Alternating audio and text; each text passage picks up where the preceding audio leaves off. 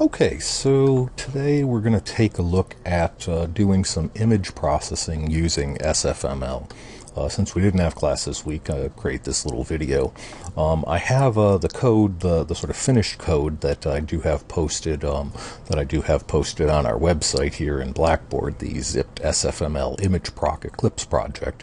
And if you're watching this on YouTube, don't worry, because we're actually just going to kind of start from scratch. Just take a look at my video, previous video on setting up SFML in Eclipse. So here I have all the stuff that particular project open, the SFML image proc.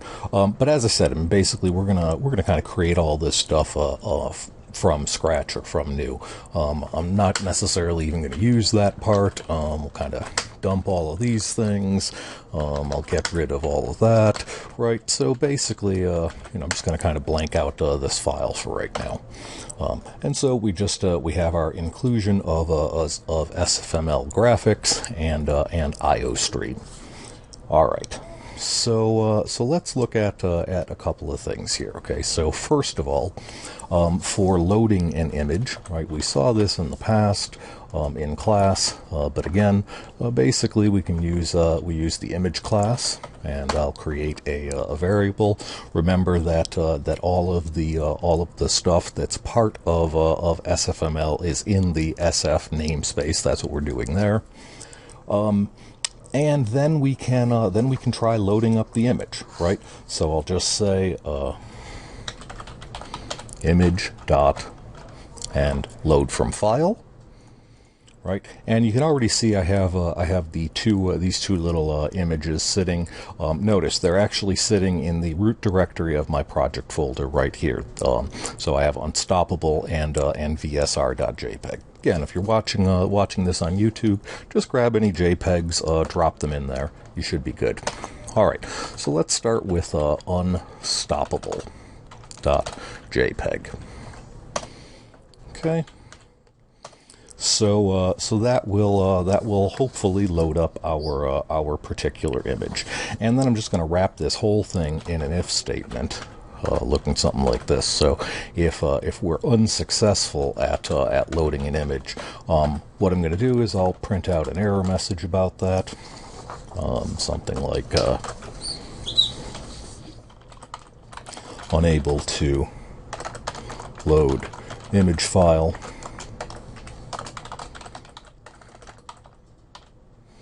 And then we'll go ahead and just exit the program.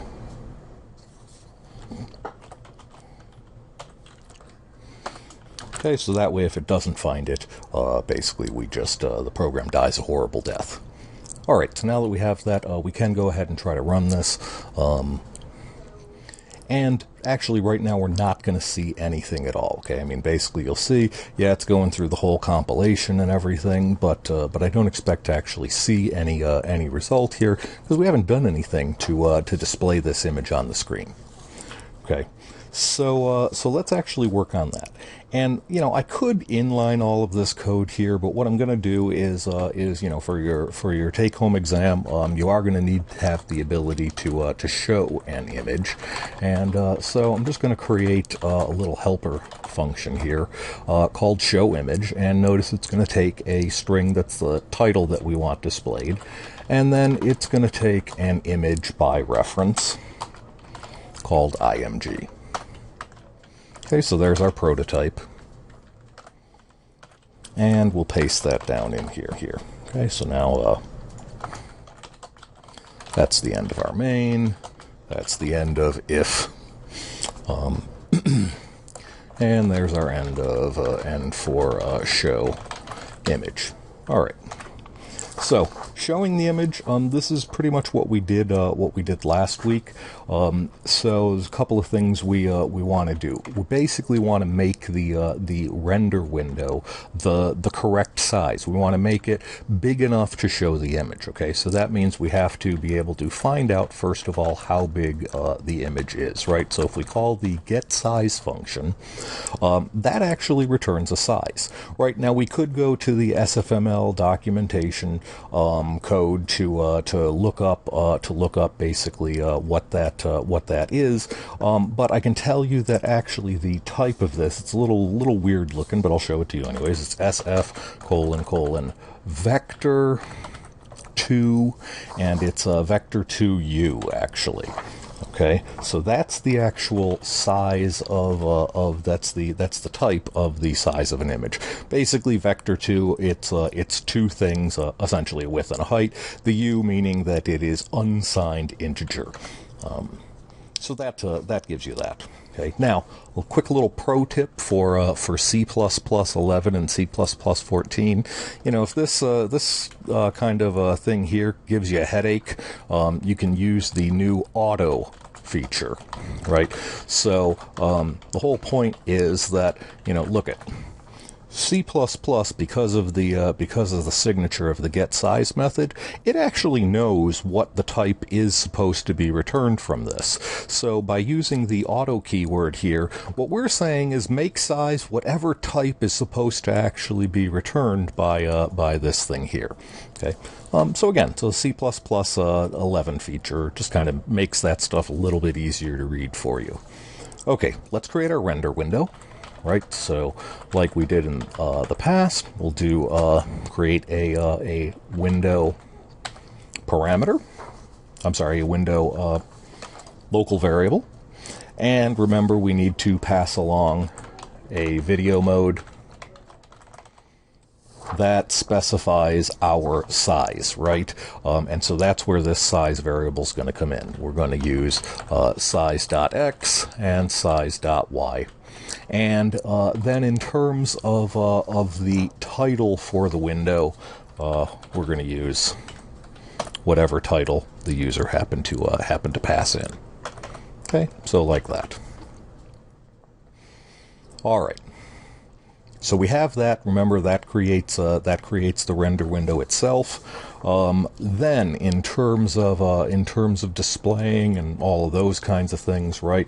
So you'll recall we ultimately would have something like a window display. And of course, calling this right now means that that the window will display, but then the program basically just kind of ends very quickly, right? Generally, SFML expects that we're going to have some sort of loop here, right? So we had typically, as long as the window is open, we do the following things, right? And here, when we're not actually building a game, we're really just using SFML to display the graphics and allow us to process those. So it's not a full-blown game loop, but we will still handle a couple of events. So I'll have an event, and the event that of course we're looking for. All right, so we're going to do the poll event, and basically we're just going to watch. We're going to watch for the user trying to close the window. Okay, so we do poll event. Oh yes, of course, and we have to pass along the event object to have that populated by window poll event, right? And then we'll have our code for if the type is SF event closed, then we tell the window to close. Of course, that means then, as when we loop back up to here, our window will no longer be open, and essentially we are done. Okay. Now, the other part here is we're going to have our general rendering stuff. So we do our window clear, like so. Which basically clears the back buffer, recall, and then we're going to draw the image, img. So we draw the image, and then of course we call display, which is going to basically blit that to the screen. Now let's see, what do we got going on here?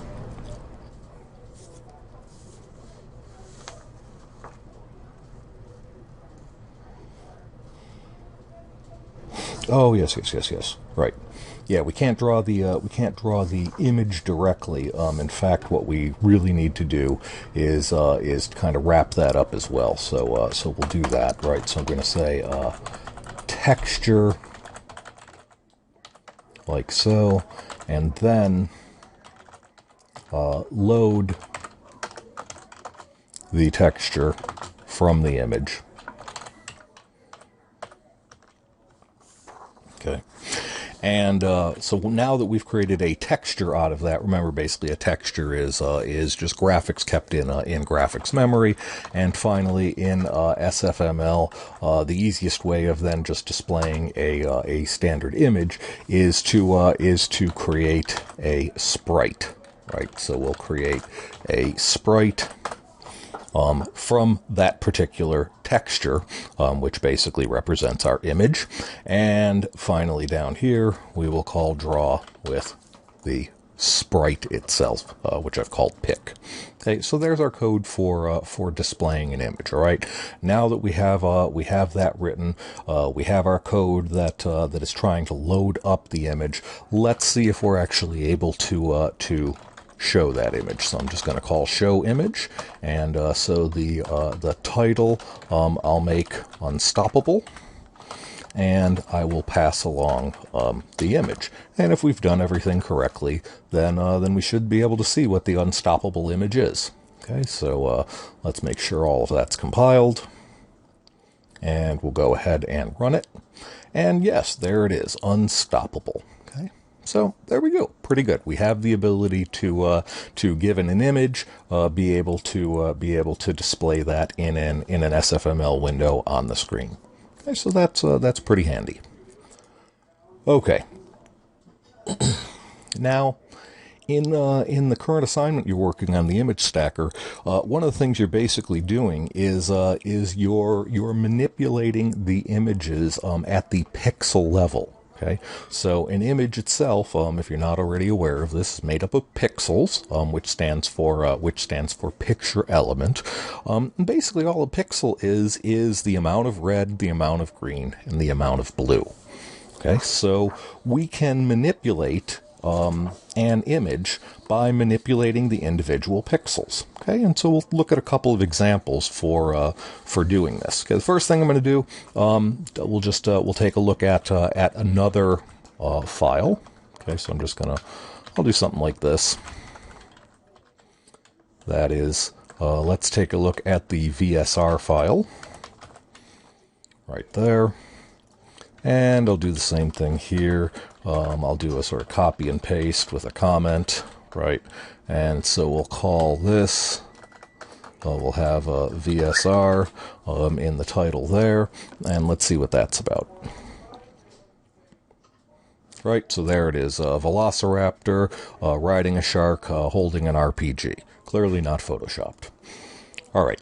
So let's look at playing around with this image. Okay, so just to give you a real easy, quick idea of how to manipulate this stuff at the pixel level. Let's just start with a really, really basic, simple filter. Okay, that is what I'm going to do is I'm going to write a filter that's going to reduce the amount of blue in every single pixel. Okay, all right. So again, go here. And we'll say we are creating the function reduce blue. And that's going to take an image, of course, by reference. By reference, because the reduce blue should ultimately change the content of the image. Okay. And again, I'm just going to come here outside of main.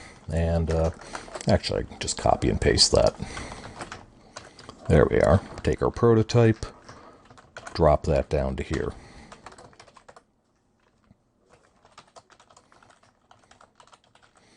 Okay. So, once again, I'm just going to grab the size of our image, and I'm going to use the nice little auto keyword for doing that, because I don't want to have to deal with that sort of semi-icky looking type. Okay, and then we're just going to create a very simple doubly nested or a nested for loop. Okay, so what I'll say is for every row, that is all the y values, the y starting off at 0 while it's less than size dot y and y plus plus. Okay, and for y. All right, and then within every row, we will, for every column,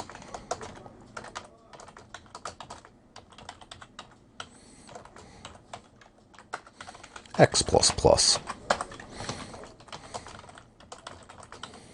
Okay, so there's a real simple nested for loop that will iterate over all of the coordinates of the pixel, starting from coordinate 0, 0, and going all the way to the end of the image.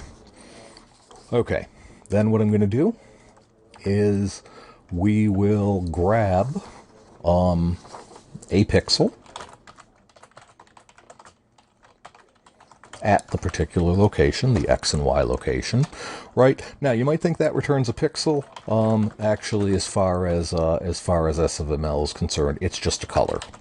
Okay, so I'll say it's my original COL for color. And then what we'll do is to set that pixel at the X and Y coordinates. Same X and Y coordinates, nothing's changed there. And we'll say we're going to create a new SFML color that is the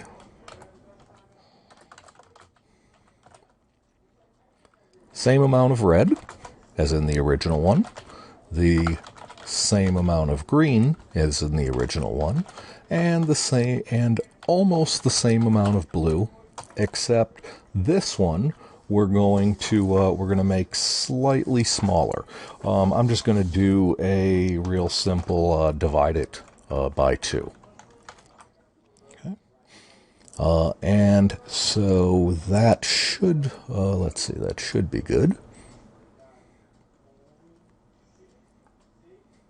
Oh, yes, a ridge. There we are. Right, use our variable name. Okay, and that's it. Okay, so this will go through every single pixel and basically change that pixel, reducing the amount of blue. That is, setting the amount of blue to half of what that value is.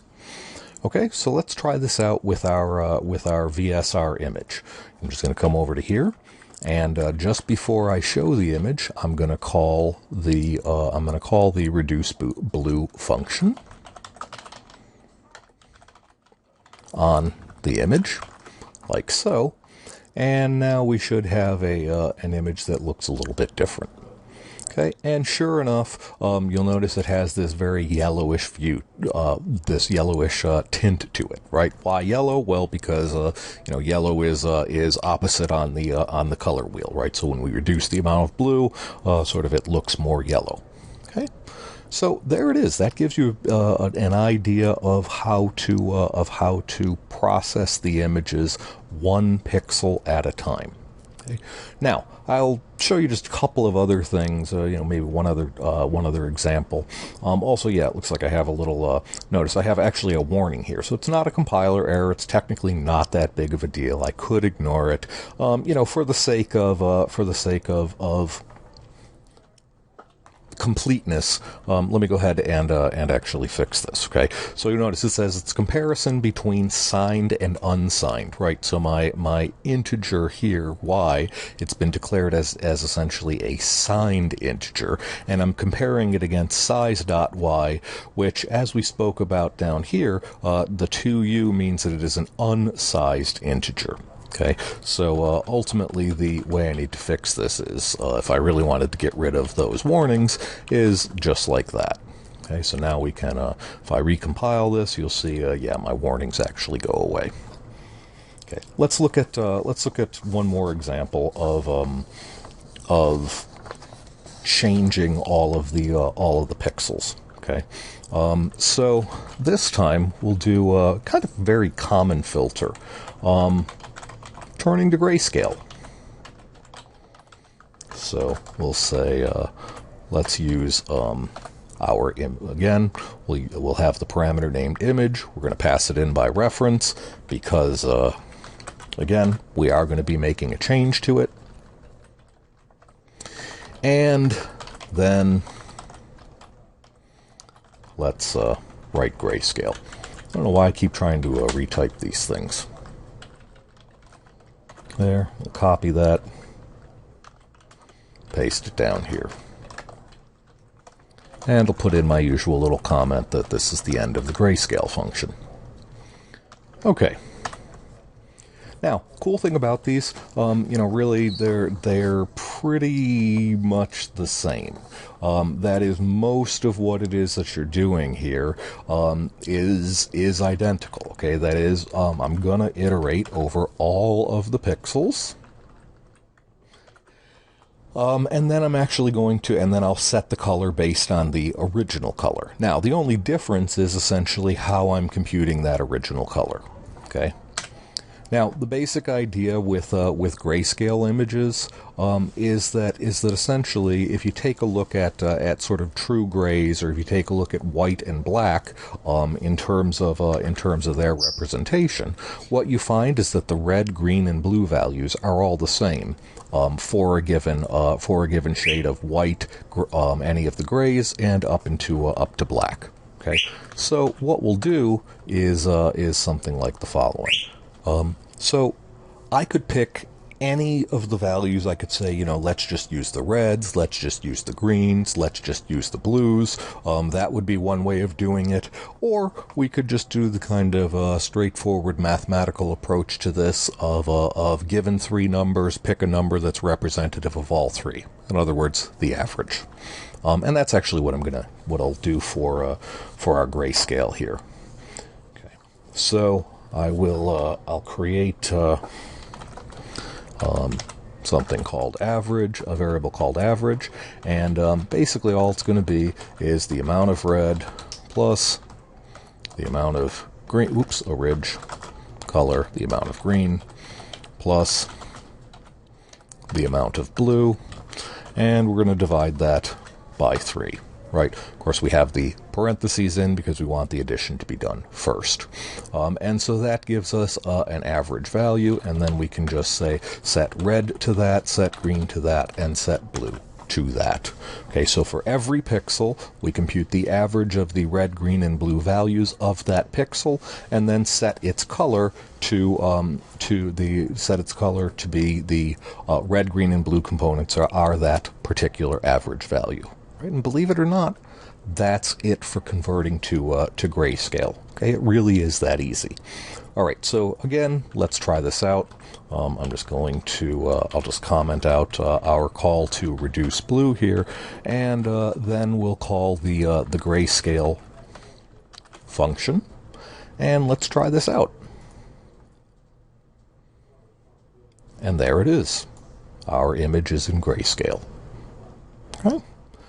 So again, gives you a basic idea of how to manipulate these individual the pixels directly for an image in SFML. Makes it dead easy. Now, technically, that's really enough for the project. And actually, the project kind of goes into some further stuff, and I'll have another video on that. But I did want to kind of show you one other thing here, just for sake of completeness of information. I mentioned the fact that that grayscale and reduce blue, they have essentially the same form, right? Notice, basically both of them get the size, both of them have this doubly nested for loop, and we're setting the color based on some sort of formula, if you will. Okay, so we could create a kind of generic filter function if we wanted to. Okay, and let me just show you kind of what that would look like, and we'll look at some of the ways that we could actually use that particular thing. So again, I'm going to say we're going to take an image by reference, and then this time I'm going to have a filter. Okay, something called, or basically what I'm saying is the filter, and filter image. Okay, now, so when we think about it, right, really what we're talking about, right, this is the only part of what is different between grayscale and between blue, reduced blue, right? That is, it's this operation where we essentially take a color, do some calculation on it, and return a new color. Okay, that's essentially what the filter is supposed to do. Now, how do we say what that type is? It is the following. Okay, so first I need another header from good old, and this one is from standard C++. It's from C++ 11 on. Actually, it's probably even older than that. Functional itself is older than that. It comes from the standard template library. And the main thing that I'm using in here, the reason this is for the function entity. Okay. Now, when we come up here, we'll also make sure to have this as a prototype. Okay. So what this is going to be is it's going to be a function. Now, a function, of course, has a return type, and it has a list of parameters. So we use our template mechanism in C, rather in C++. That is the little angle brackets here. And so we say, first of all, that we have SF:color. That is, in fact, our return type. And we say that it is taking a color as a parameter. Okay, and that's actually what that looks like and what that does. Okay, so essentially the filter is any function that takes a color and returns a color. Okay, now I mean I could make this a constant color reference or other things that are, I'm not even going to bother. I mean the color structure itself or class is actually pretty small, so I'm not going to worry too much about it. All right, so there's our filter image declaration. Okay, and let me just pop this into here. Okay, so there it is. I'll just expand this open so you can see this a little better. Yep, let's make sure to get rid of that stuff. Okay, so filter image takes an image, takes the filter. Okay, now, as I said, all I'm going to do the exact same stuff like we were doing in the other ones. Right, so I'm going to take these, copy that, paste it in. Okay, we'll start there. Also notice I had an extra line there that I didn't want.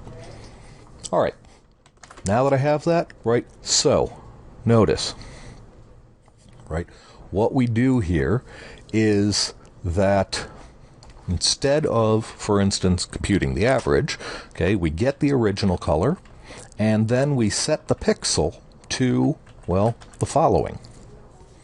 Okay, so what we need to do is apply our filter to whatever the original color is. Okay. Now, the filter is just a function. So that is, you just use it as if it were a function. So I say the filter of orig_col, and that's it. Okay. Now, what function is it? We haven't specified, right?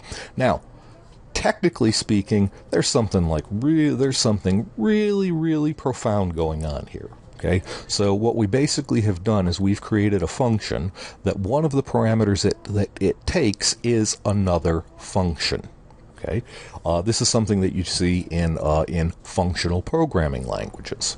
Okay, this is the idea of a higher order function, a function that takes another function as a parameter. In fact, this is a second order function. Okay, let me show you how we can actually use this, how we can make use of it, how it actually helps things, and so forth. So again, I mean, there's a bunch of different ways we can do this. We could do this kind of the standard way. That is, I could create sort of a separate function for say reducing blue or grayscale, etc. Right? So I mean, just to give you kind of an idea.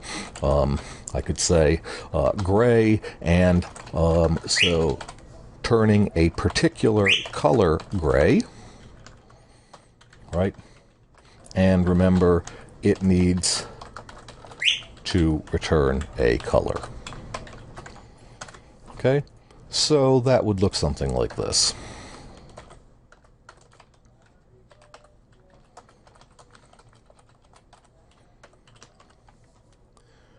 So, what did the gray function do? Well, I mean, we saw that already. We basically actually did that right here. Okay, actually in almost 3 lines. I'll grab these 3 lines and then kind of edit that out. All right, so we have our original color already, so we don't have to get it a second time. There we've computed our average. Let me go ahead and rename that. And then all we're going to do is to say return that.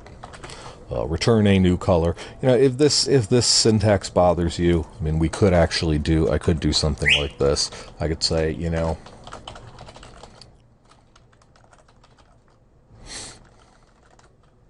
yeah, I'll leave it as a result and say average,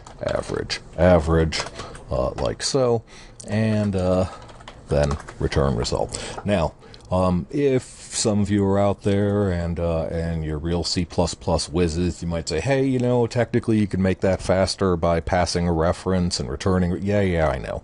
I'm just going to leave it simple right now. Again, I mean, it's 3 ints. We're not talking about that big of that much copying going on there, so I'm not really that worried about it.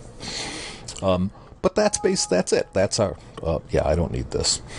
But that's basically it. That's what we have for converting stuff to gray. Okay, so what that means though now is technically I wouldn't need a separate grayscale function. If I wanted to convert an image to grayscale, I could simply pass along the name of the function, gray, right? So the filter here is the gray function. Right, so let's check this out. Let's see if this actually works. Okay, so we go ahead and run this, and once again, there's our image in grayscale. Okay, pretty cool stuff. Again, as I said, this is sort of a big, profound feature. This notion of passing a function as a parameter to a function. Okay, but that's really all that is. That's all there is to it. Now, in older versions of C++, prior to C++ 11, you could either do what I just did here. You could also have kind of created or overloaded, basically created a class that overloads the function call operator. Kind of a more complicated way of doing this. C++ 11 though gave us a really cool way of doing this. And here's the basic idea. I mean, the basic idea is, you know, if the only reason we were creating this gray function was so that we could call filter image to turn our image into grayscale, you know, creating a separate function kind of seems like overkill. It seems a little bit seems like a little bit much. Yeah, again, hopefully that'll stop coming up. So all we need to do for this, the idea that C++ 11 added is something called lambdas. Okay. Now, all a lambda is an anonymous function, a function without a name. Okay. Now, again, kind of like passing a function in as a parameter, that seems weird, right? An anonymous function, I mean, how do you even call it? Well, see, that's the thing. The point is that I don't actually have to, define it elsewhere. What I can do is I can define my function right here where I need it. Okay, so I'm creating I'm going to create a function that did the same thing as my gray function does, except I'm going to use a C++ 11 anonymous function. Okay, and again, just as a reminder, to use this kind of feature as well as things like auto, remember you want to make sure to have under settings here, you want to go to dialect, and you'll notice I have mine set to C++ 14. You want at least C++ 11 on there, but yes, C++ 14 also gives us all the various latest features, etc. Okay, so you want to make sure that's set. Anyways, here's the syntax for lambdas. As I said, it's not something you necessarily need for the take-home exam and all, but again, it is something that I do want to show you. Okay, so first we have a series of of square brackets, and those are for capture variables. That is, if something I was doing here made use of one of the variables inside of main here, then I could actually I would actually declare my intent to do that inside those square brackets. Mine is much simpler, so I don't actually have to do that. Mine doesn't require any of that. Namely, we have a function that takes a color, which we know before was called a ridge col, like so, and then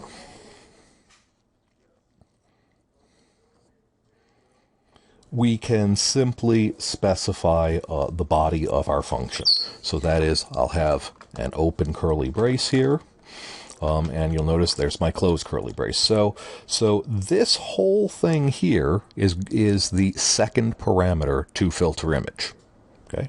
Now let's take a look. So again, the way we're going to write this, I'm just going to use what we had here, just like so. Okay.